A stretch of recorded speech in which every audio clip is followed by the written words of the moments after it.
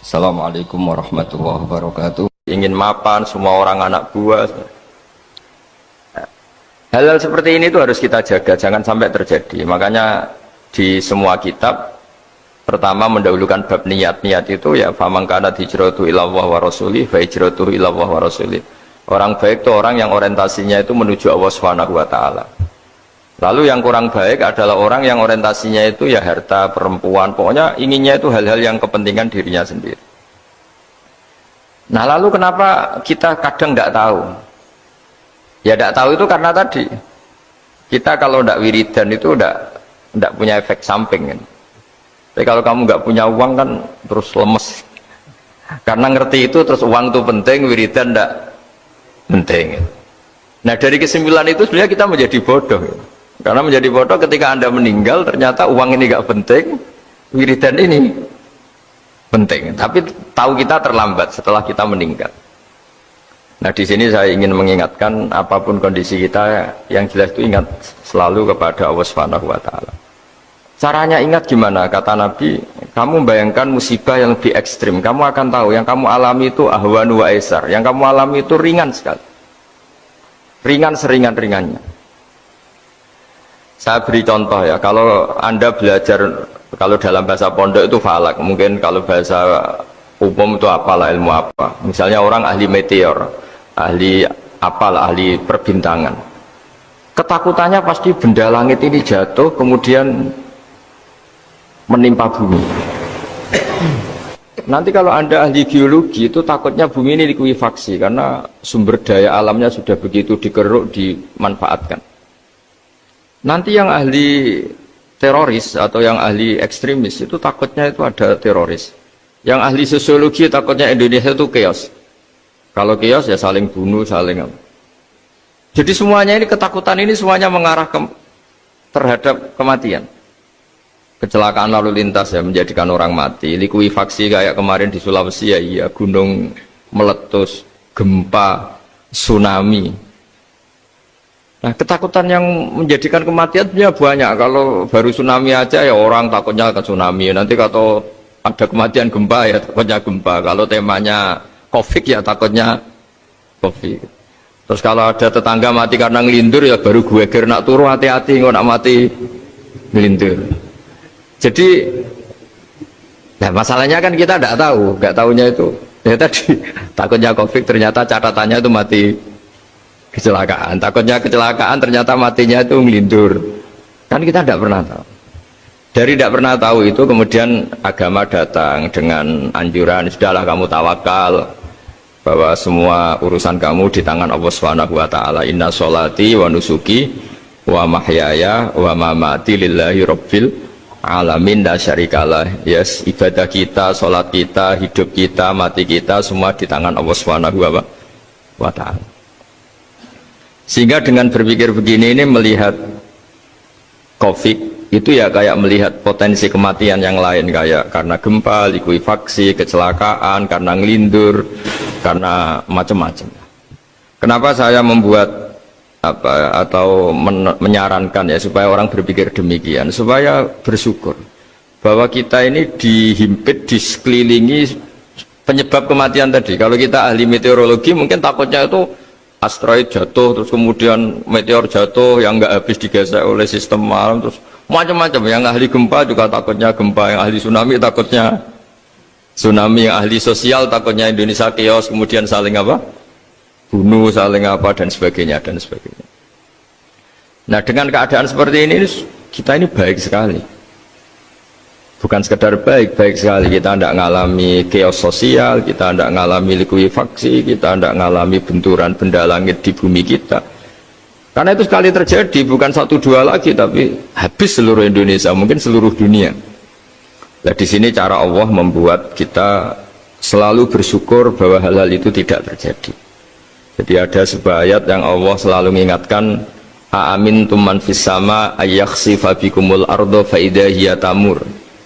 Kamu boleh sekali-kali berpikir bumi ini justru potensinya itu likuifaksi, potensinya itu hancur karena di bawah itu ada magma, ada apa minyak, ada macam-macam. Ini kan di bawah ini kan ngerongkong cara Jawa itu karena diambilin terus.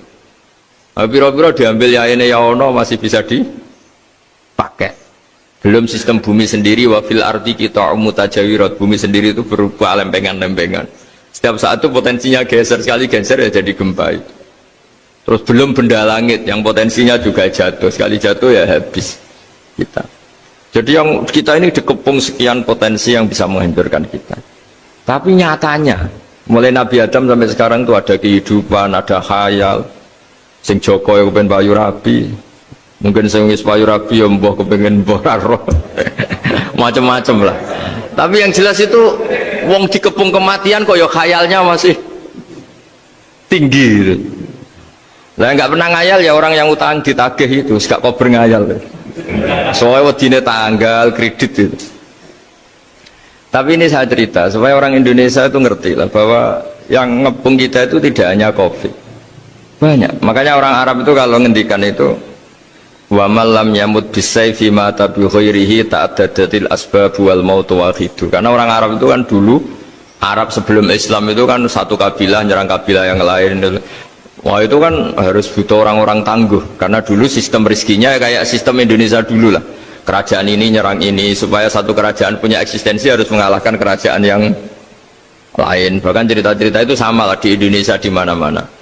Nah itu pemuda-pemuda yang gagah berani itu karena punya pegangan tadi. Wa man lam yamut bisayfi toh mata biwirihi. Kalau kamu tidak mati di medan perang ya tetap aja mati juga. Sehingga mereka kendel gitu kata cerita orang dulu. Ta'addadatil asbab wal maut wahidu. Sebab kematian bisa macam-macam, tapi kesimpulannya tetap saja namanya mati. Lalu Islam itu mengajarkan aksiru min dzikri hadhimil ladzat. Kamu harus banyak ingat mati. Tapi uniknya Islam itu menyuruh ingat mati itu disuruh justru semangat hidup. Karena kita butuh bekal itu. Jadi kalau kamu ingat mati itu jangan terus loyo, terus nunggu takdir mati itu enggak, malah disuruh semangat. Nah, tenaga medis semangat mengobati pasien, yang pasien juga semangat apa? Mensupport dirinya supaya punya keberanian hidup. Orang Jawa nunggoni anak, nunggoni putu. Kalau saya sebagai kiai ya nunggoni santri, nunggoni umat. Jadi ingat mati itu justru dengan cara mencintai hidup. Karena hidup ini adalah bekal kita untuk sanggup ketemu Allah Subhanahu wa taala. Kadang-kadang bekal itu mudah sekali. Ada orang nakal gara-gara minumin anjing yang baru haus, sama Allah dimaafkan. Ada orang yang pulang dari tempat kerjanya, ada duri di tengah jalan, disikirkan takut kena orang, diampuni Allah, akhirnya menjadi ahli apa? Surga. Ada orang yang kerja untuk orang tuanya, kemudian orang tuanya dicukupin menjadi ahli surga. Bahkan ada ahli surga itu ceritanya itu, tapi ini jangan dicoba. Ada orang sudah jelas niat nyonsewu, niat zina, sudah tinggal itu terus mikir dia saat itu takut Allah gak jadi, barokahnya gak jadi, langsung dia jadi ahli surga. Sarannya gak jadi loh ya. Tapi ya udah usah dicoba. Itu kalau keterusan masalah. Jadi Islam itu menganjurkan ingat mati, tapi justru dengan cara mencintai kehidupan. Karena yang jadi referensi Allah nanti di akhirat adalah perilaku kita, amal kita zaman apa? Hidup. Jadi disuruh ingat mati, tapi justru dengan cara sangat mencintai apa? Kehidupan. Lalu yang dinamakan kehidupan itu apa? Ya kita-kita ini, ada yang mengkhidmati agama, mengkhidmati orang sakit, mengkhidmati itu ya berbakti, membantu, ada yang nata lalu lintas, ada yang nata keamanan kayak Pak Polisi, ada yang nata keuangan kayak Kemenku, macam-macam. Semuanya harus kita cintai, profesi-profesi yang oleh Islam dianjurkan untuk kita nekuni itu. Jadi saya mohon lewat cerita ini orang itu tidak fokus takut Covid. Kasihan Covid kan jadi tersangka pembunuh sini. Padahal di kampung-kampung orang lugu-lugu yang saking nggak ngertinya itu kalau dikasih sumbangan tuh katanya itu salam neng Covid matur nuwun. Itu ribet kalau orang lugu-lugu itu. Dikira Covid itu satu makhluk atau manusia yang apa? Nyumbang itu. Jadi saya mohon semohon-mohonnya, seminta-mintanya sampean harus ngitung nikmat lah. Dengan sistem meteor seperti itu di langit tidak jatuh ke kita, sistem bumi yang sudah ngerongkong gini tidak likuifaksi, Terus di dunia ini banyak kimia, banyak racun. Itu kalau misalnya meledak, kemudian dibawa angin, mungkin matinya lebih massal. Ternyata semua itu nggak terjadi.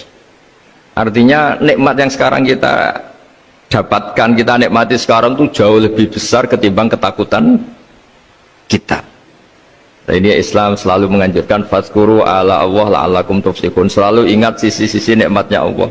Kamu jangan hanya sisi wah kita dikepung Covid, kita punya istri judes, punya anak nggak nurut, punya atasan sadis, punya anak buah nggak loyal. Kalau gitu terus ya kamu nggak berani hidup. Yang diingat masalah terus.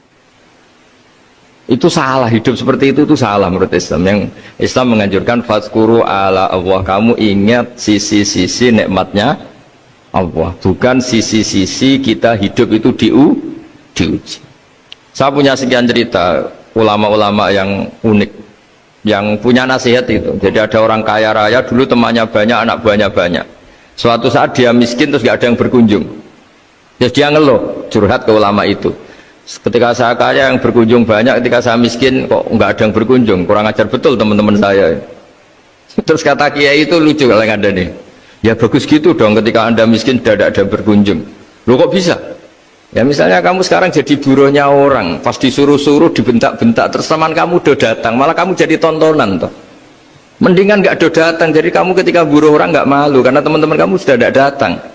Ya alhamdulillah kalau gitu ya. Jadi dulu satu hal yang dia dulu nganggap problem, iya kan, kalau kamu misalnya dulu kaya, temannya banyak, jabat, terus yang takut banyak.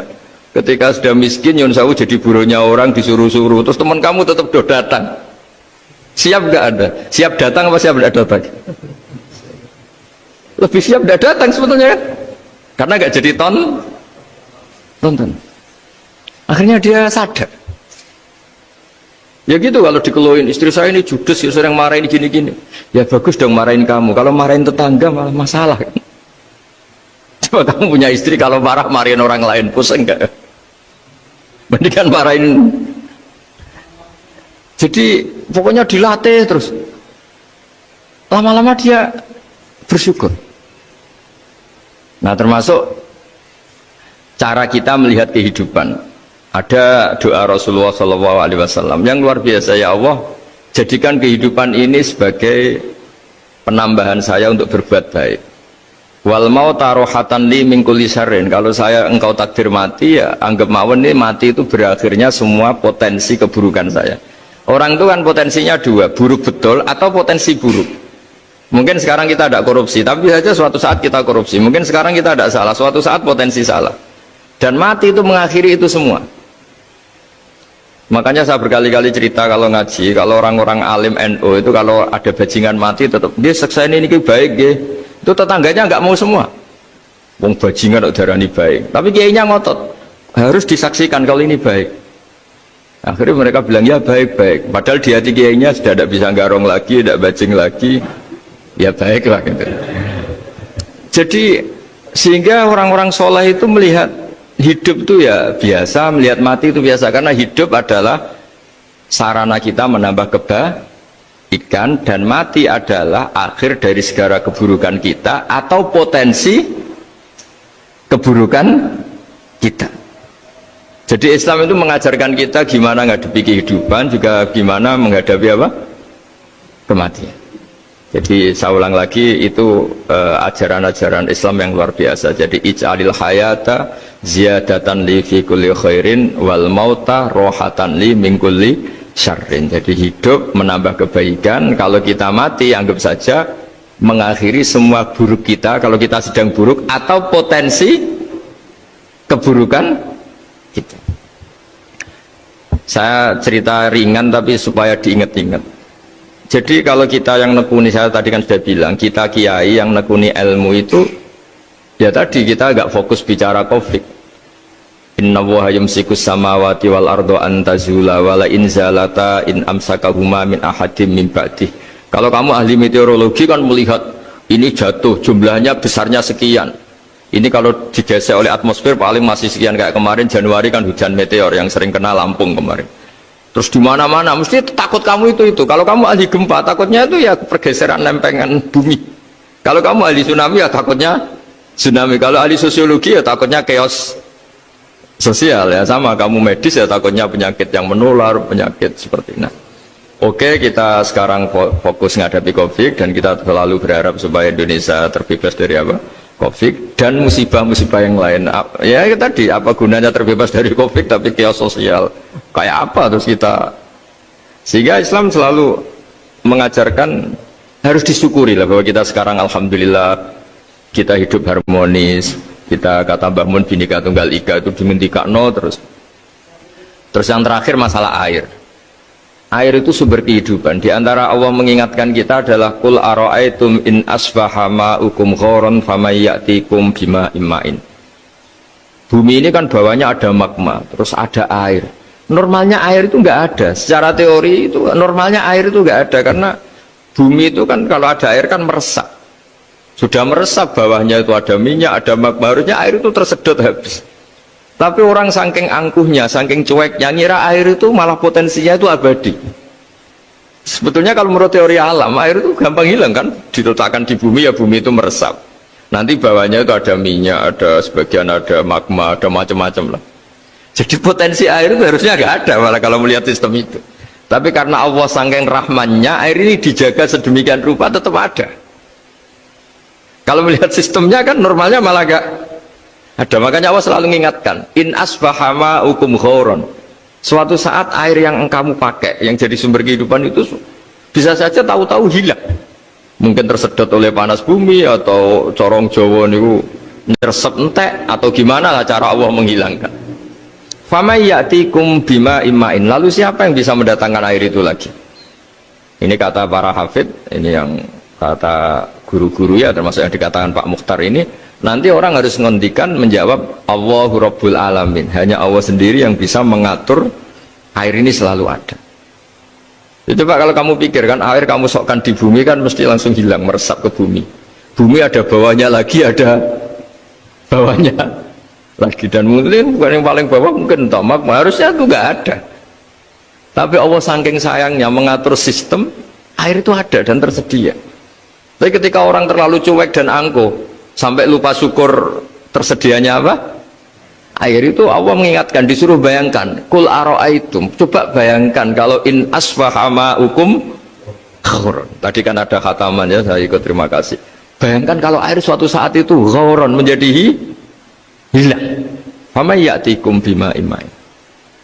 Jadi saya tidak bisa spesifik memberi nasihat tentang COVID karena ya tadi yang bisa membunuh kita ini banyak. Ya, tsunami ya bisa bunuh, gempa bisa bunuh, likuifaksi bisa bunuh, jatuhnya benda lain kita bisa bunuh, takut tanggal utang kaget ya bisa bunuh. Macam-macam, semacam-macam lah, ngelindur ya. Kemarin mudik aja yang sebelum tertata rapi aja mudik aja berapa kemarin kalau ada apa mudik Lebaran yang tahun berapa, 3 tahun yang lalu apa 4 tahun yang lalu dulu. Jadi saya mohon ketakutan kita adalah yang hakikat adalah takut jadi hamba yang tidak baik. Itu yang harus jadi ketakutan sejati.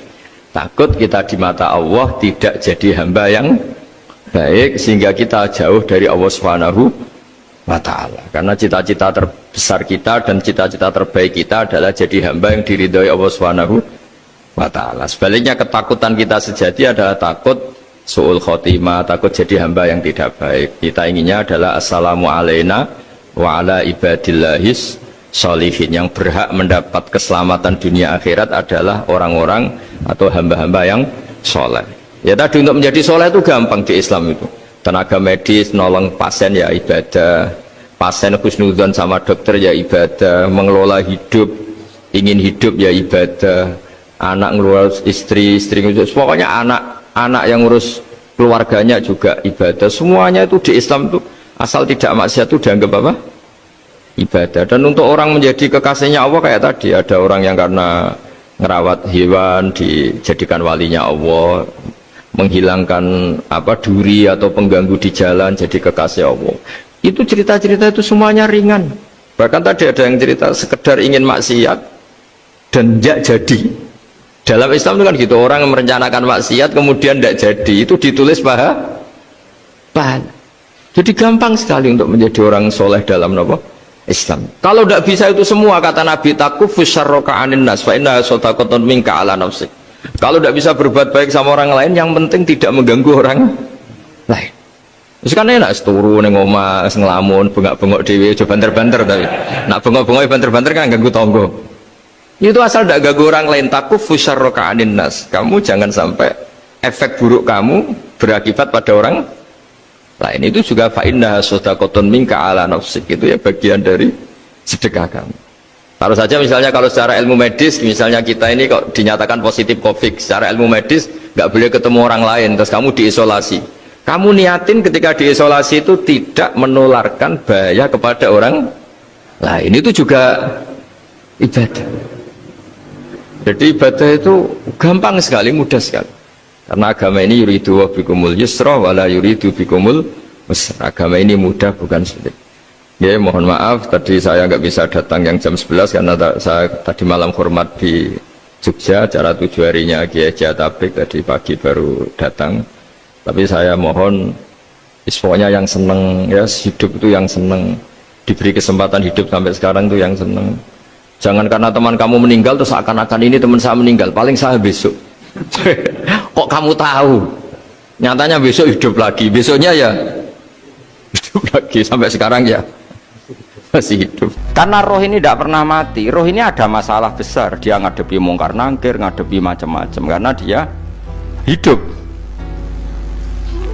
Nah kemudian cerita yang kita ingkari adalah yang berlebihan, kayak cerita kejawen nak malam apa mulai terus neng kamar dikai rokok, mergo zaman ning donya seneng rokok.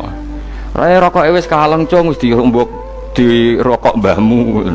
Ono kadang dikai gemblong jare senengane bae, bareng cokot tikus jare bae wis mulai. Lah itu yang lah kalau itu gak trimo bid'ah Kang, iku ngawur tenan iku. Daerah-daerah tertentu nggih kathah sing ngoten niku.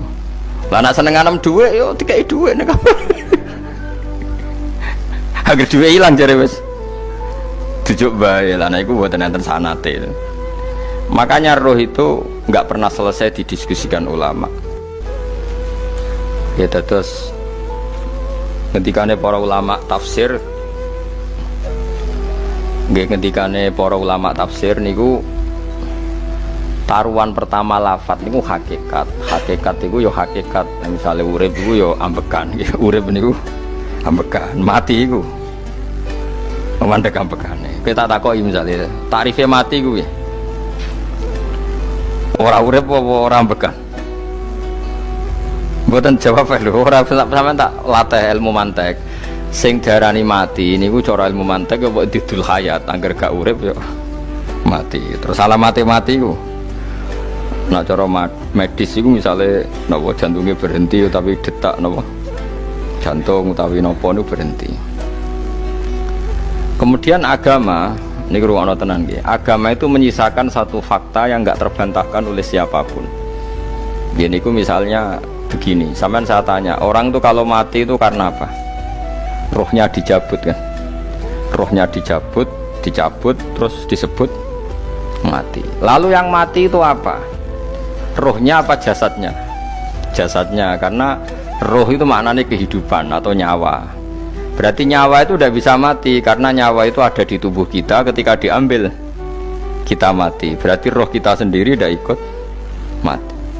Sehingga orang paling sekuler sekalipun itu akan berpendapat bahwa manusia itu kehidupannya tidak berakhir ketika mati, karena yang mati itu hanya jasad. Sebab itu zaman orang Yahudi, orang Nasrani, orang kafir Mekah pun mengakui kalau roh itu hidup dan itu yang bertanggung jawab. Makanya disebut wa yasalunaka anir ruh qolir ruhu min amri rabbi. Jadi niki penting kula aturaken. Sebab niku biar orang mati, makanya kalau orang tasawuf ditanya, apa mati itu ada? Ya ndak ada. Mau petualangan pengalaman. Cara orang tasawuf fisik kita ini problem, gara-gara kita punya fisik kita jadi goblok. Nganggep duit penting, pangkat penting, terus kenal sampean penting, urip sing ra penting-penting cara kita penting. Tapi nanti kita kecewa sekali dengan kehidupan ini, sangat-sangat kecewa karena yang kita penting ternyata ndak penting. Misalnya begini, Nanti sampean akan tahu makna ayat yang disebut di surat Ar-Rum. Oke, kita goblok dulu ya. Nggih, mungkin latihan goblok sih, engko bar goblok terus pinter. Engko gobloknya gak masalah, sementing ini pokoknya latihan sih. Tak jamin ilmu saya ini benar dalam konteks ini. Misalnya orang benar terus ya tahu bener. Sampean tak beda ya, wong mati itu berarti dicabut rohnya, terus roh sendiri mati ndak? Ndak. Berarti dalam konteks ini orang yang mati syahid, apalagi para nabi itu mati enggak? Enggak. Sehingga istilahnya Allah, orang yang mati syahid ya tidak mati, para nabi ya tidak mati. Sebetulnya kita pun yang fasik itu ya tidak mati. Cuma karena kita ini rohnya itu mungkin buruk, dikekang oleh malaikat, dipelindes, dipenjara sehingga gak iso berkeliaran. Beda nak para nabi iso jalan-jalan. Mulane masyhur Kanjeng Nabi ngendikan ketika beliau mau kabundut itu, sahabat mau nangis, jare Nabi malah dawe ringan ya.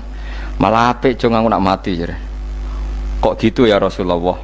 Masyhur itu hadisnya itu, hayati khairun lakum wa mamati ya khairul lakum. Aku mati ya apik, urip ya apik. Wa amma hayati fali asunna lakum as-sunnah. Aku nak urip akan mentradisikan satu sunnah yang bisa Anda tiru. Ya sunnah caranya sholat, sunnah caranya zakat, sunnah caranya berperadaban dengan istri, dengan tetangga, macam-macam. Sunnah di sini artinya bukan sunnah madzhab fikih yang wali ane wajib tadi, napa? Perilaku, napa? Perilaku. Terus nak kabudut ya Rasulullah. Ya malah penak aku nak kabudut itu jejer pangeran. Terus delok kowe jare Nabi. Nak kelakuan apik aku muji pangeran. Nak kelakuan elek wong aku wis parek pangeran tak jalukno sepuro. Mane ndak blekem terus no ae mergo selain is bakat ya ana sing njalukno napa sepuro. Lah prop sakjane kowe lah ya urip. Kowe misale mati saiki lah ya urip, tapi kan gak duwe hak jalan-jalan. Berarti dulu malaikat terus wow panjang no. Mulane sampai butuh napa? Atakoh kubro apa nak cara mriki sing diwacana kulhu ping akeh apa. Napa cara mriki? Boleh. Enggak cara mriki lho.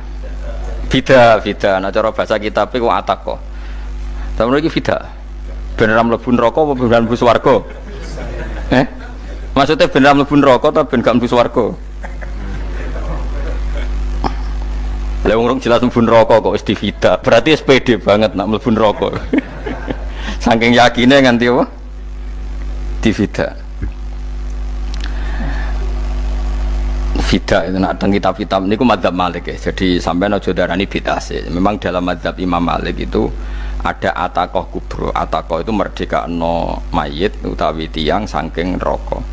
Itu dulu awal ijazahnya itu kalau enggak salah itu 12.000 kulhu. Terus di Indonesia malah meningkat jadi 100.000 nggih. Wah itu bagus itu peningkatan itu. Saya maca nganti blengoron gegem itu. Nah sing anake jagunge diitung sitok-sitok, nah sing wong liya kerawuk yes. Kula bolak-balik diundang ra tau teko, perkara niku wis ketoke ra meyakinkan kerawuk di.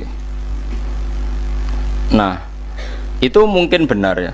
Artinya mungkin benar itu kalau roh itu tidak meninggal, berarti ya masih menerima doa kita, masih ada muasalah sambung dengan kita.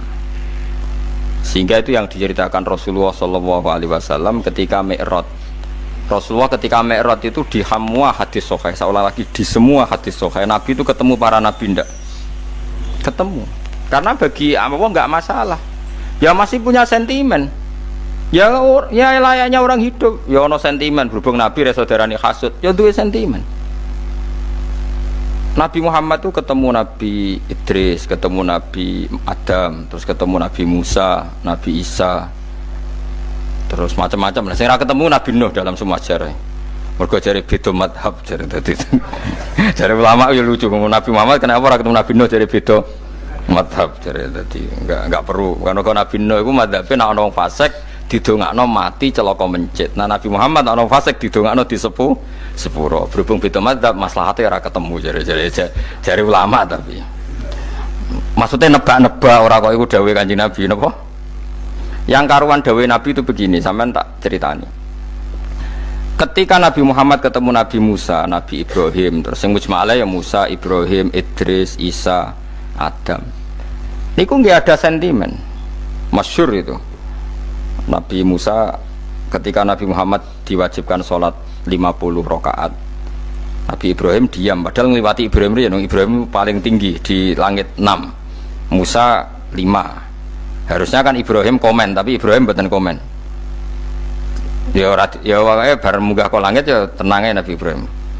Kandhani sonopo wajibna salat 50 ya Nabi Ibrahim ya mantuk-mantuk. Ya cara Nabi Ibrahim pangeran ngutus itu wis dipikir, dadi ora perlu dikomen. Nabi Musa komen. Dan itu melecehkan kita. Apa salat 50? Umatku sing bener wae ora kuat kok umat. Seakan-akan kita ini lebih buruk ketimbang umat. Ya, cara aku dadi Nabi Muhammad. Muhammad itu nabi yang meskipun Abdulul Khalqi tapi kan junior ya ora bantah. Cara kula nabine tak bantah, beda umatku. Tapi Nabi Muhammad tuh gak seneng debat tuh karena punya akhlak ya. Cara nabine kuwe ngawur umatku coba padakno. Nabi Musa jelas ngendikan umatku ora kuat apa meneh umatem. Seakan-akan kan karena umat dia gak kuat, selainnya pasti lebih gak kuat. Padahal tidak juga. Mulane kula seneng kata saya Itali ini Zainal Abidin. Salat sedina 1000 rakaat. Ben Nabi Musa ketok kelirune. Jare sapa 50 rakaat ra kuat. Aku di umat Ali Zainal Abidin sedina 1000 rakaat. Kula nggih nate salat sedina 300 rakaat. Pisanlah tahu. Paling gak nek ketemu Nabi Musa kula nate. Tapi ya mau tahu tok aja kon terus. Lho itu kiang-kiang kuno nak Ramadan cek kuat lho ya. Tarawih kan wis piro? 23 ya. Iku nak sing waras bengi cek tahajud piro? Enggak 23 tahajud standar piro to? 12 kok 2 wah amatir. Wah. Kowe wis gak murahan tenan Kang. Tahajud itu standar piro to? 13 Kang. 13 itu tahajude 12 witire sita utawa tahajude 10 witire 13. Kabeh riwayat itu 12 Kang. 12 witire sita berarti 13. Berarti 3 gas gawe 20 sik. 20 ambek 13 wis. 33 tambah 17 rakaat. Pinten? Mun 50 kan salat 5 waktu kan 17 rakaat. Engko ana sing rodok kiai kan qobliyah ba'diyah. Asal coba diasar lho. Wis nglangkai 50 sembrono ya Nabi Musa ngeklaim enak wae makanya. Tapi Nabi Muhammad nabi yang baik dene ora buatan kok terus gak terima guys meneng ae napa. Itu namanya sentimen. Ya boleh Nabi sentimen boleh, Nabi juga manusia boleh punya sentimen. Akhirnya dituruti nganti 5 waktu ya, berarti kantun pinten 17 rakaat. Nah yang ada sentimen tuh begini, lalu Nabi Musa ku nangis. Nabi Muhammad semedon bisa nangis. Aku ya pangeran mayubki kaya Musa sing nangis. Kowe nangis nok kowe apa? Ya Allah, saya itu tidak mengira ada hambamu yang setelah saya yang bisa naik kelas di atas saya. Dia tidak terima kelasnya dilewati. Makanya Nabi ya karena punya roh itu ada sentimen. Orang kaya kowe ana wali kutub ya ben kono wali-wali dhewe, penting aku oleh ngerokok oleh. Kita kan tidak punya sentimen. Itu tidak baik dalam kehidupan orang kok tidak punya sentimen. Makanya Nabi Musa itu terkenal, Nabi paling sering mensomasi Nabi Muhammad. Makanya dia ceritanya diulang-ulang di Quran karena dia paling banyak sentimennya. Oh sering gerutu deh. Tapi lucunya pangeranku seneng mbek gerutune Nabi Musa dan itu gak bisa ditiru, masyhur itu. Karena ketika dia gerutu terus gitu, ngomong sendiri gerutu, khiddah itu gerutu. Bahasa Arabnya khiddah omongan sing tajem sing gerutu. Nabi Muhammad tanya sama Jibril. Ya Jibril, kenapa Allah enggak tersinggung ketika Musa menggerutu terus? Jawab Jibril, huwa ya alamu khiddata. Pangeran gue sapal mbek gayane dekne. Dadi yo dibarno. Dan itu tidak cerita Israiliyat, itu cerita-cerita yang masih di hadis sahih. Ini tidak cerita Israiliyat, cerita-cerita masih di hadis sahih. Makanya gerutu itu ya oleh brengkel itu ya oleh asal proporsional, brengkel itu ya oleh asal nopo proporsional. Yaiku siji syaratnya keyakin aku kekasih pangeran. Problemnya kan orang kekasih pangeran. Musa itu gak terimanan. Contoh paling masyhur itu tadi.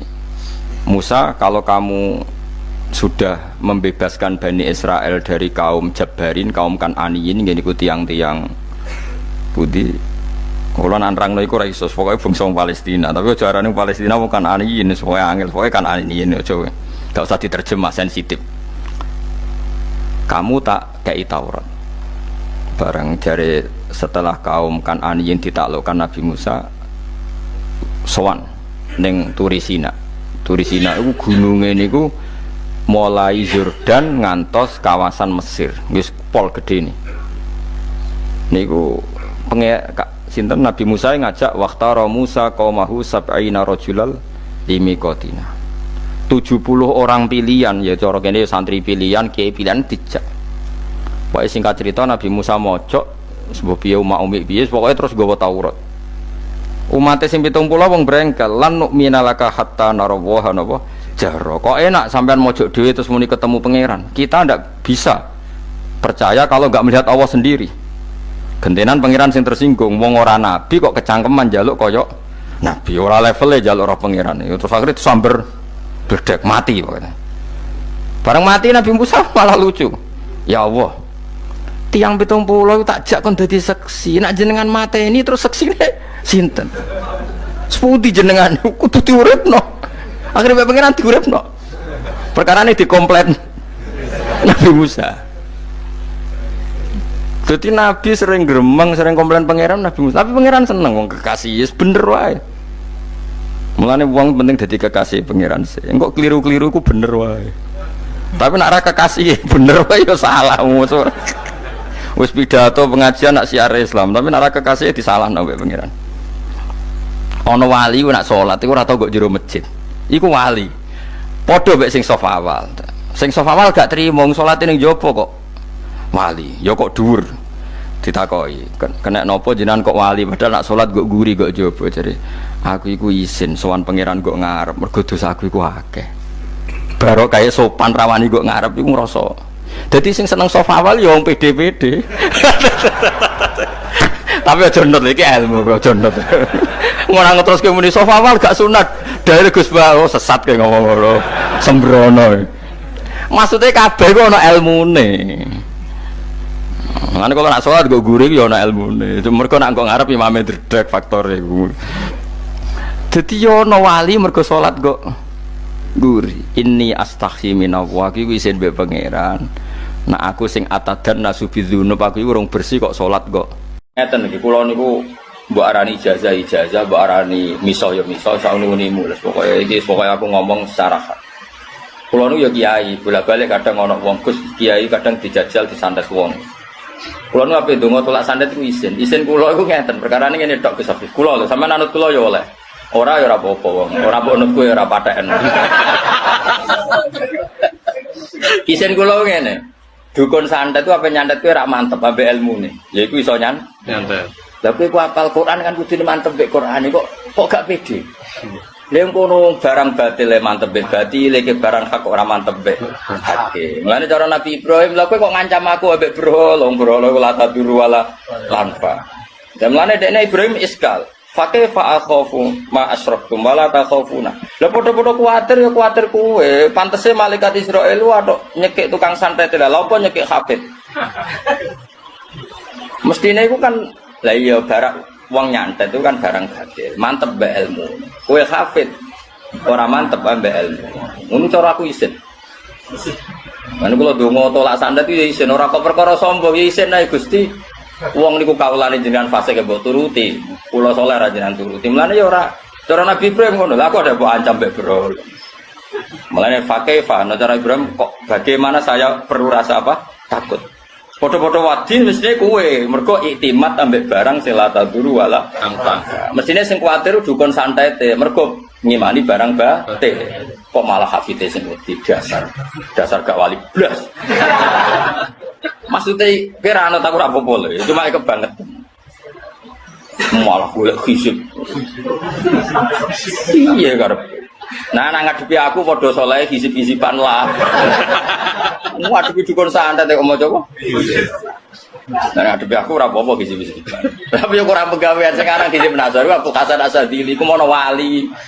Hisibe go nyerang ulama, yo mesti ra gelem. Malah aneh meneh. Maksudnya biar ora usah. Ora usah tuh kok ngadepi ngono biasa wae eling pangeran. Lah kok misalnya kok mati tenan? Apa? Mati tenan tekset. Disantek, mati tenan ya mati takoki pangeran apa kok mati? Iki jenengan kersano mati. Ora kena ono sikat boten Gusti, dukun sadet aja mateni wong. Sing duwe sifat al-muhyi al-mumit tetep jeneng. Iku Ibrahimiyah. Kan as ngono makome Ibrahimiyah. Lah Nabi Ibrahim kan ngono. Wala akhafu ma tusyriku bihi illa ayyasha rabbi. Saya aku ora wedi blas sampai pangeran nembe berhala. Umpama aku untuk musibah ya mergo pangeran sing kersakno. Dan misale munib sadet wong kok tekset. Nek kok pangeran ya akeh iya gitu. Kata koi pangeran gak jogeman muni. Kenapa nikmati? Kalau disandet tiang, loh berarti musyrik. Berarti kayak nganggep sandet itu atir, ngabet, wes mate disalahno pangeran. Jogeman deh, paham ya? Nak takoi kenapa nikmati? Mergo disandet, boten Gusti. Dia manjen tulisannya jenengan pun kalau mati, mumpun dia ngoten mawon. Yo pinter deh. Sumput dalam gua jalalan ngalor gitu. Jadi nak mati tetap kuliah tawafakum malakul mautil ladzi wukila bikum. Sing mateni kuwe ya malaikat sing tugas mateni. Soal dukun santet macam-macammu profesi jen mergaine ngono ya. Wis keben. Lah aku tahu lho Mas, sampai ngaji ning ujian dibisiki mbek panitia niku Gus mengke ngapunten biasane wonten kiai dijajal ngene-ngene. Ayo meningge. Aku pe donga iku isin, ajane ya ora wedi. Tapi pe donga iku luwih isin mbek pangeran. Maksudnya isin, orang kok perkara sebut isin. Ya masa pengiran tak terang, no pentingnya ngelindungi ulama itu kok. Wong cerdas ora perlu diterang no kok pengiran diterang. Akhirnya kula mulang tuh. Yo pede wae. Yo urip nganti saiki. Sampai panitia ini Pak, jenengan macano rekor. Tapi biasa wae maksudnya. Bocor aku pas mangkel malah tak lawan tenang, tapi aku mau ngatine apik. Ora wati. Ya iki waca ayat iki. Dadi wala akhafu ma tusyriku bihi illa ayyata rabbi saya. Terus dawuh Imam Suyuti, minal makruhi yusibuni fayakunu. Dadi misalnya mau pe disantet dukun santet kok kowe mati. Iku cara Ibrahim ya tetep aku mati mergo kersane pangeran ora perkara dukun santet. Mergo nek meyakini dukun santet berarti pedarani ghairu wa yu'athir. Liane Allah itu iso nglabeti. Berarti tauhidmu jeblok. Jadi wis kalah keok tauhide jeblok. Dadi nak takoki muni santai. Napa mati iki payahe Gus.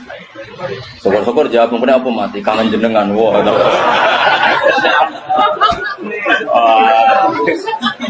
Bapak malaikat pikire paling tenane.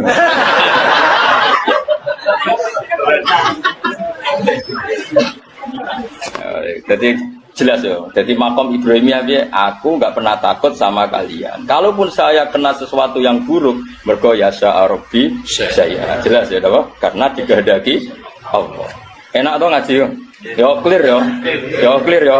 Yo, jadi misalnya kayak krungu kabar bocah ngaji jalalan kok mati kena santet, ki aja darane kena santet yo pancen wayahe mati. Sing mateni sapa ya Allah Subhanahu wa taala. Lah ning ndi yo neraka apa ora ya ora roh pokoke mati.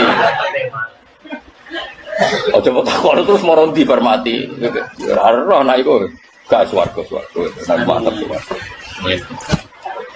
Ya jelas Nabi kenapa wala akhafu ma tusyriku bihi illa ayyasha. Kalau waca tafsir ya, karena ini penting sekali. Masalah tenan pancen. Jadi ayat iki kula niku paham mulai nggih pokoke mulai latihan ngalim paham. Semenjak iku aku iso nglakoni tenan. Maksudnya iso nglakoni iku nek ape donga tolak sandet iku isin tenan. Kulo duwe donga wakil itu, dijam nasor duwe ya. Macam-macam mbek aku. Tak waca brewakmu ilang.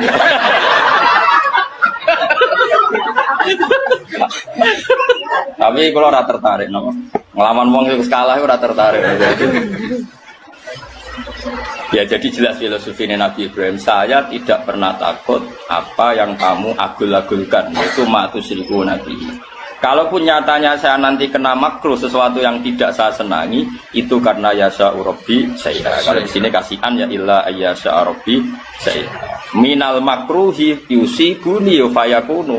Jadi kalau saya nanti kena sesuatu yang al-makruh yang tidak saya suka, ya karena masyiatullah, bukan karena aktivitas dukun santet. Jelas ya? Enak toh? Ya mulane ana kiai mati sing jare disandet wong, kowe nak aja geman di keyakinan ngono. Iku tau hitam jeblok. Kenapa kiaimu mati? Nggih mati mawon. Napa? Kena apa ya jenazahnya telas. Mumpun kan selesai kan? Enak toh? Jadi Nabi Ibrahim warning, aku ora ngarah kena musibah sebab aku ngelecehno Tuhan kamu yaitu berhala. Kalaupun musibah itu terjadi ya karena kehendak Allah. Kenapa Ibrahim perlu memaklumatkan itu? Kalau beliau tidak memaklumatkan ketika kena musibah, tetap ditafsirkan karena kualat ngritik berhala. Makanya seorang ulama harus memaklumatkan diri. Mulane tak umumno saiki. Suatu saat nak munib mati ya pancen kersane Allah. Ora kok perkara kena dikon saya. Ibrahim yang ngono, kan diancam kowe nak ora nyembah aku berhala, engko kowe kena elek, kena musibah. Terus Ibrahim gak ngarah saya kena musibah karena faktor berhala. Kalau saya nyatanya kena musibah ya mergo illa ayyasha rabbi syai'a karena masih aku. Jelas ya? Nggih. Jadi bojomu ya omongi, aku iku asline semlarat. Jok rabi kuwe tambah. Tapi asline melarat kuwi ku asli. Ora kok jok kentuk kowe kudu mbok terangno. Ben suatu saat melarat iku ora ono sing disalahno. Jelas ya. Kaya kowe ngene iki ana asli melarat. Ora kok perkara ngaji jalan ora barokah. Ya wis pancen asline wis. Dadi apa-apa kudu dikonfirmasi ben apa? Jelas. Ya jelas ya. Pak bodoh ku ya ora salah gurune. Ngono, aku jute ngaji juga tetep bodoh. Bodoh iku wis asli. Langi-langi barang asli ku angel.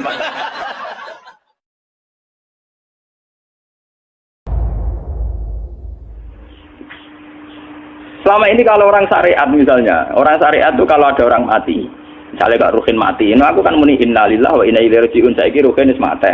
Mate ku balik ning pengen. Itu cara wong hakikat kan salah besar. Orang mati itu tidak ada. Cara ilmu hakikat dan orang mati itu tidak ada. Roh ini tersiksa di alam fisik. Jadi ruh ini tersiksa di alam fisik. Karena ketemu ning jasate ruh. Tersiksa itu. Aku rewa ape mangane kudu kerja piring Jepang tersiksa roh. Asal roti mau tersiksa. Misalnya kiai ape mangane dadak kudu pidato 2 jam bareng tersiksa. Roh kenapa?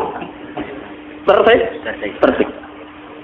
Mergo roh ora buta mangan, ora buta ngombe, tapi gara-gara melok fisik. Paham ya? Lho ini tenang dia ketawarai ya bener. Lah kula boten. Sampeyan betul lho guru waras maksudnya nggih. Artinya waras secara akademik karena ada referensi, ada marojek nggih. Waras secara hakikat. Kula niku mau merasake sampeyan wis ilmu hakikat. Artinya saya juga ngalami ilmu hakikat.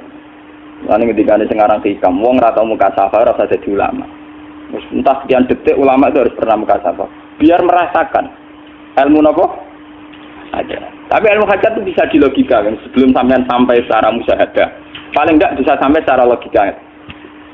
Manusia itu mulai Nabi Adam sampai sekarang itu kan punya roh dan roh itu tidak makhluk. Ya, roh itu tidak makhluk. Ketika roh itu diletakkan di jasad dia itu tersiksa. Karena ketika dia ke jasad fisik, namanya mengalami keterpisahan dengan yang abadi. Dia ini jasad fisik, tersiksa. Karena dia harus di alam yang kasat mata, alam mulki. Tersiksa. Ketika dia tersiksa, semelok ruhin, akhirnya dia mangan kangelan, akhirnya lesu mangan. Padahal roh gak butuh mangan, perlu dicatat, roh gak butuh. Ora butuh gunung kidul barang, roh ora butuh rabi.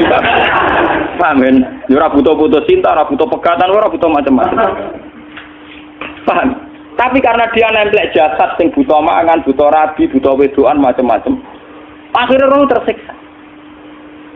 Suatu saat kalau roh ini dalam bahasa manusia mati, ini dalam bahasa manusia mati. Ini hakikatnya roh itu tidak mati, dia kembali ke habitatnya. Ini disebut innalillah. Kita ini dari awal ya dengan Allah. Wa inna ilaihi juga kemudian nanti kita pasti kembali ke Allah. Dan itu diyakini betul oleh orang wahdatul wujud. Jadi kalau roh mati itu ya tidak ada mati. Terus sekarang itu kembali karena sudah lama mengalami keterpisahan mergo melok fisik-fisik dak ono kerja dasinan ono nggo proposal lan ruwet roh ku melok paham itu kita di roh ku napa melok ruwet lan roh ya tersiksa aku ora butuh mangan ora butuh proposal bocah ngalor itu tersiksa. Makanya dalam cerita-cerita Jalaluddin Rumi yang otentik di kitab-kitab begitu ketika beliau mau meninggal muridnya itu nangis dari Jalaluddin Rumi. Kamu jangan nangisi saya ini mau pesta, saya ini mau pesta perkawinan. Kamu tidak merasakan penyesalan saya ini lama menyesal karena harus hidup bersama kamu. Terus saya ini tersiksa karena ngalami alam yang rusak, yang fana. Alam yang fana. Harusnya roh saya itu di alam abadi, bukan di sini. Maka jangan tangisi kematian saya. Kematian saya adalah kembalinya roh ke habitatnya. Semenjak itu kematian dianggap malam perkawinan karena roh kembali. Walhasil ngono iku cara ilmu tasawuf bahasa Arab jenenge wahdatul wujud, kena Jawa Yogya Solo ke Adanu jenenge manunggaling kawula. Mergo sing rawan ngono rugen lho, Pak. Nek iki tak terangno detail. Dadi bathuk mesti iki buku sujud kan niku sampeyan ilang. Dadi seksine ora ono cara teorine sinten Siti? Rugi kowe. Jadi ya gendho. Tak kali coba mantan preman jak debat terus ora ngono mbok terus tak pateni kowe. Lah debat ini biar iso. Premane kumat. Ya sam preman jak debat ilmi. Ngono ku model. Kali Joko yo ora salah, dhisik Dina Umar nggih ngoten. Umar sahabat top, lha jak debat atau milih patenane ya Rasulullah. Gak iso dene ilmiah. Mantar preman pasar ukat terus jadi sahabat top debat yang milih mate. Ini wonten cerita wong Yahudi jaluk keputusan Nabi bareng wis diputusno Nabi cek mamang ndak tenang keputusane ngono dalam sengketa duniawi. Bariku takok ya Ali aku mau sowan ning Nabi Muhammad dikai keputusan Nabi mamang cara kowe pilih ambek Ali dikai keputusan persis kanjeng Nabi cek mamang neh takok Umar. Apa marah kok mau singgone Muhammad, singgone Ali, kayak keputusan kok mamang mar. Cara kowe piye? Urusan duit. Enteni itu. Entah dia melepuh buat apa? Uang diputus Nabi ora mar. Buat mati. Awe. Mereka mantan apa? Cara mantan intelektual atau intelektual kan ya wajar nggak uji kok percaya Nabi. Kan bareng cara Ali sederhana. Gak percaya wis kandhani. Ora percaya ali tenan. Lah ora apa patene. Ya wajar wong Yahudi kok percaya Nabi, nek percaya ora situ Yahudi Muslim. Lah ali situ Gusdur. Are Gusdur ra beda piye tenang. Ali nyen ngoten watake ngoten. Nasibe padha. Ali itu ilmuwan yang jadi presiden gak sukses. Sing niru Gusdur. Mergo ning dinggo negara wong pinter mimpin ra sukses. Wong pinter gampang maklumi. Lah misalnya kita jadi kiai wong pinter, Pak Yai santri ini pacaran, maksud jangan anak cerita besok. Wah ruwet, terus malah dalil dinalina subuh syahwat minan. Iya pondok tanpa pelaturan tadi. Paham ya, ruwet dah. Mulane jogeman, iki kiai pinter teman-teman itu jogeman. Sing biasa wae ana syariate sithik-sithik. Sing kamane ana santri pacaran tersinggung, ana santri nakal tersinggung, sing ana rasane lha donya ana napa? Jadi nak meguru kula nu urusan ilmu semi hakikat, mon gitu. Sehingga kayak Siti Jenar, cara pandang Siti Jenar itu masuk betul ning gone pemikiran para santrinya. Kados Ki Ageng Pengging, siapa masuk betul karena masuk akal. Cara mereka napa? Betapa tidak ada artinya fisik ini. Nah, kalau semua fisik ini tidak ada artinya, kemudian yang ada artinya itu roh, perjalanan apa? Perjalanan roh, sehingga diartikan inna lillah wa inna ilaihi raji'un. Inna sholati wa nusuki wa mahyaya wa mamati lillah.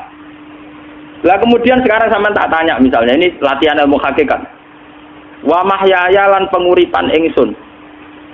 Kalau ingsun artinya fisik atau jasad, itu keliru besar karena jasad tidak pernah hidup. Yang hidup itu roh. Paham ya?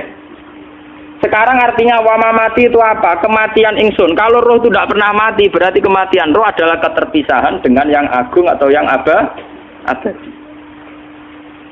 Dan semuanya itu lillahi rabbil alamin. Sehingga mereka mengatakan kematian itu satu pesta.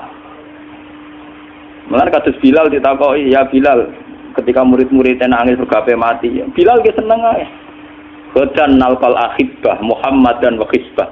Gak nak mati malah senang loh ketemu kekasihku.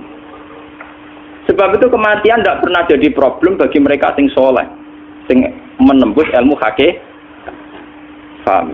Tapi ilmu hakikat kayak ini itu yang diyakini Siti Jenar, diyakini Jalaluddin Rumi, diyakini para wali-wali wahdatul wujud.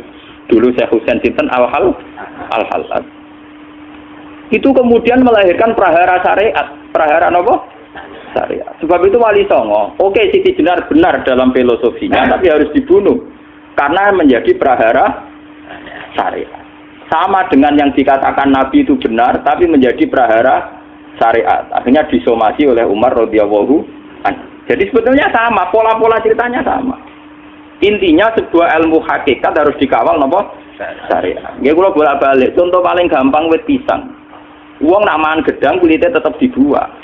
Tapi umpama gedang dari awal ora usah kulit, ra sido dadi gedang. Paham nggih? Meskipun kon ape dipangan ya dibuang. Tapi kita tidak bisa membayangkan pisang dari awal tanpa napa?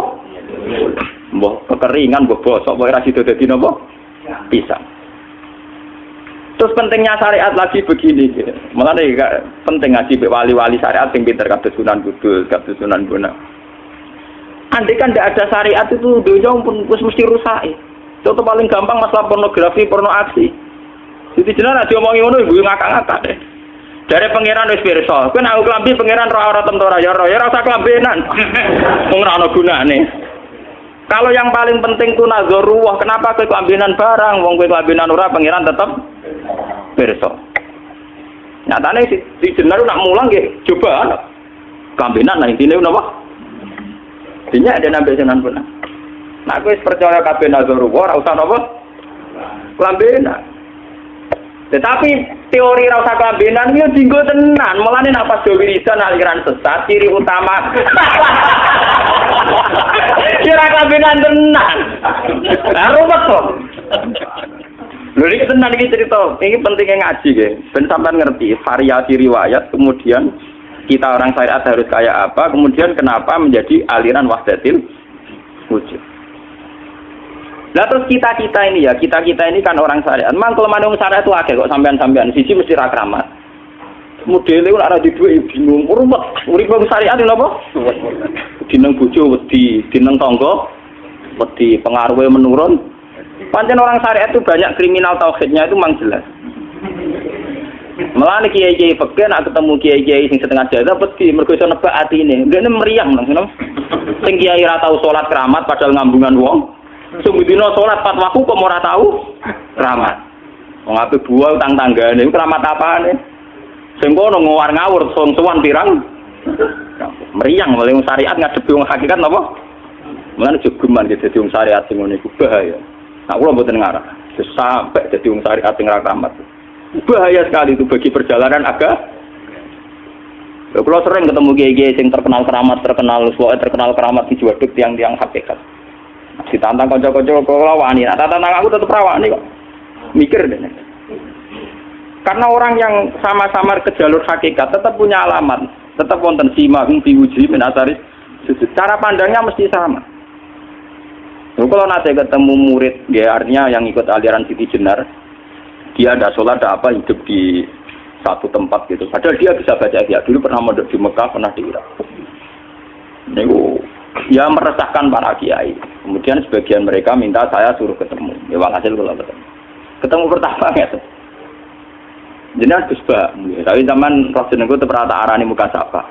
Nggih biasa mawon. Kula ora usah kenal jenengan nggih kenal. Dadi kula nggih biasa mawon. Lalu pernah ngajar ajaran saya Gus ning donya tak enteni mau turu-turu ngenteni mati ngono Gus kok repot. Ijaban kula terus ya. Sampai ada wong hakikat wong ngenteni mati barang. Ya mati wis saiki iku. Ora usah ngenteni saiki padha-padha wis napa? Wis mati. Ya saiki wis padha-padha wis urip. Wis padha kabeh. Nah cara ilmu hakikat itu kan terus sama semua. Napa? Sama semua. Tadi makanya itu tadi.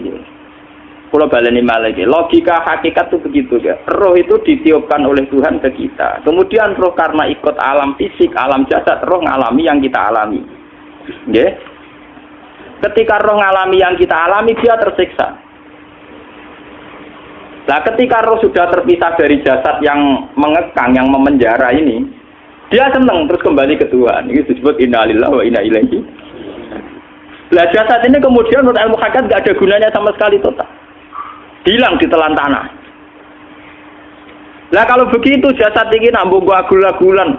Gusti bathuk kula tak nggo sujud tangan kula ndi buktine tangan wis ora ono. Bathuk wis ora. Mulane dari Siti Jenar, hanya wali bodoh kayak kalian yang punya ajaran bodoh begitu. Malah rasupan terus. Mulane Sunan Kalijaga semangat kon mateni mergo tambah omongane glodro dindi. Tapi yang enggak disadari Siti Jenar yaitu tadi. Inti dari ilmu hakikat itu kan tunduk sama kersane Tuhan. Kalau sudah tunduk pada kersane Tuhan, kalau kersane Tuhan roh kita harus di jasad. Dan wujud jasad kita ini juga karena kehendak Tuhan. Kenapa yang wujudnya jasad yang karena kehendak Tuhan engkau ingkari? Sementara wujudnya roh tidak kamu ingkari. Toh wujudnya jasad ya bi iradatillah wa bi masyiatillah. Wujudnya roh ya bi wujudit bi masyiatillah wa ira. Harusnya fungsi jasad juga harus kamu akui toh Siti Jenar. Wong sekarang kita punya jasad ya bukan karena kita, karena kehendak Allah. Kenapa kamu ingkari? Berarti kamu mengingkari kehendak meneng Siti Jenar.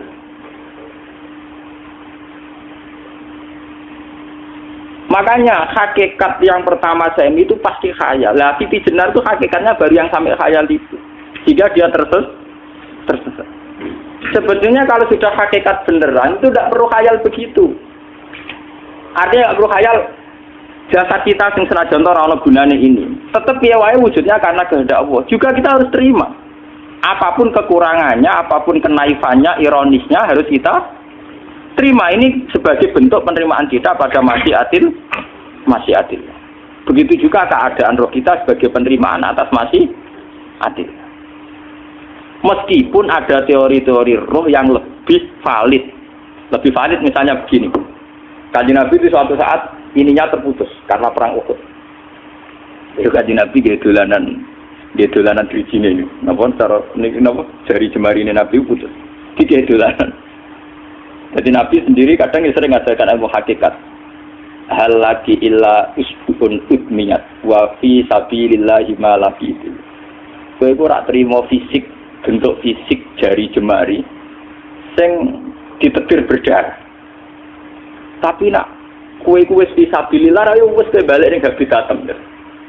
Sehingga kenapa para sahabat itu ketika dicincang, ketika putus tangannya, putus kakinya, sahabat yang usul ke ilmu hakikat itu malah senang. Karena jasad kita ini kan ila sabilillah menuju jalan Tuhan. Sekali dia sudah terluka fi sabilillah itu sudah menemukan formatnya. Cara teori Cina sudah menemukan formasinya. Paham gitu? Orang kok malah ngeluh itu berarti goblok kita ngeluh, paham tak? Paham ini apa? Jadi, makanya Nabi ngertikan ya itu sudah ketemu formatnya.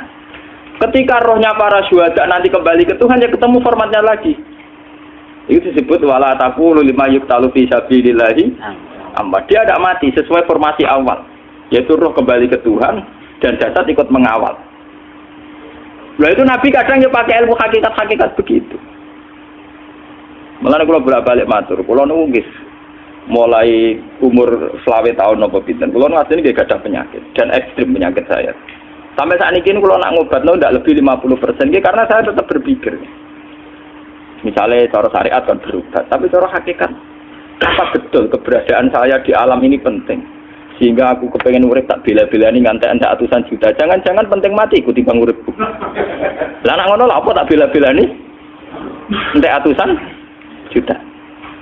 Jadi misalnya kita berobat ya mau ya dari nabi kan berobat ya berobat. Pokoknya kita Islam masih mau gerutu kadang orang paham. Sekali kamu mengamati dengan sisi hakikat, coba sekarang sampean pikir, coba sekarang nggak pakai logika hakikat, pakai logika syariat saja. Saya ini misalnya asetnya 10 juta, misalnya, saya punya aset 10 juta. Tapi misalnya aku rugi nawan atau dipengaruhi di masa depan sama nih, kalau kulo kan soalnya cara teori di masa misalnya kulo rugen, artinya kere di duit 10 juta aset. Tujuan saya sembuh kan supaya aku iso sembuh sehat, engkau iso kerja untuk anak. Tapi karena saya sakit nanti operasi tidak 10 juta. Operasi tidak 10 juta. Wong aku repair mesti iso marisi anak. Apa meneh nak duit 10 juta tak ada gue berobat malah jelas ra iso marisi. Lah nak ngono penting matiku ya dibang 10 juta. Karwan iso diwaris langsung. Sementara anak aku mari dibiayai 10 juta, rong mesti mari 10 juta mesti entek.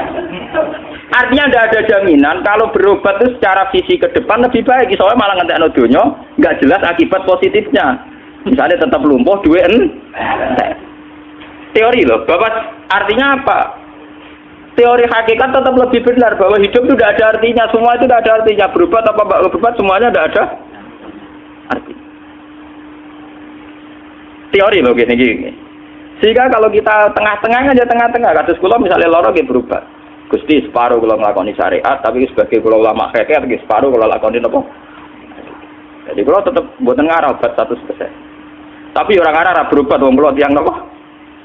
Syariat. Tapi memang faktanya itu begitu. Cara Kanjeng Nabi kadang Kanjeng Nabi berobat. Kadang Kanjeng Nabi wis nikine tercincang digeguyon nak. Wa laki illa usbuun utwiyat ke ora kok dirisi sing gak melok-melok. Nah, bukti bahwa jasadnya begitu tidak penting. Kayak Sayyid Hamzah. Menurut Sayyid Hamzah nganggep wahyu bentone ra karuan. Kalau teori Siti Jenar itu benar, teori Jalaluddin Rumi benar teorinya lho, ora kok ra salate lho nggih, maksud kok nang anut ra salate. Benar cara analisis roh. Ketika Sayyid Hamzah dinyatakan mati oleh manusia, oleh hukum manusia dinyatakan mati karena dia sudah tidak bergerak. Dalam teori hakikat kan rohnya Sayyid Hamzah sudah fi khawasili tuyurin khudrin. Rohnya sudah diambil Tuhan, tidak mati. Paham ya? Ketika rohnya Sayyid Hamzah sudah diambil, jasad ini sudah tidak punya rasa. Sekarang secara syariat kasat mata kita tahu, wong jasad nak diinfus, di sayat-sayat dioperasi ora kroso. Apa meneh saiki ruhe wis bisa. Lah ya jasad itu cek gampange, dioperasi dibius saja terus tidak kerasa. Apalagi rohnya sudah diambil.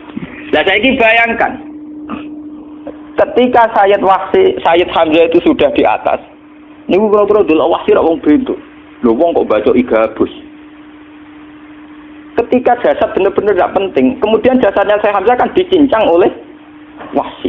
Ketika rohnya sudah diambil kan Hamzah tidak merasakan. Berarti Sayyid Hamzah guyu-guyu wahsi. Wahsi cek bentuk nih gabus dicincang. Paham ya? Lho niki tenan. Artinya ketika pandangan manusia iba kepada Sayyid Hamzah karena dicincang, dimutilasi oleh wahsi. Wahsi tidak ngalami Pak Sinten, Sayyid Hamzah tidak ngalami apa-apa karena rohnya sudah bersama Tuhan. Dan iso wae Sayyid Hamzah malah guyu-guyu wahsi. Cek goblok gabus kok dicincang. Lah nak ngono rak mirip, makanya dalam hal ini itu dalam teori roh itu sebetulnya Siti Jenar tidak sesat dalam teori roh. Tapi jangan katakan itu penemuannya Siti Jenar. Siti Jenar itu terlambat. Sebelum itu ada Husain Al-Khallas, sebelum itu ada Jalaluddin Rumi, sebelum itu juga ada sahabat, ada nabi. Cuma cara aplikasinya Siti Jenar melenceng. Jadi jangan katakan kok tak kampus-kampus, itu pendapat Siti Jenar itu malah goblok meneng. Siti Jenar itu sanut, paham nggih maksud apa? Wis anut.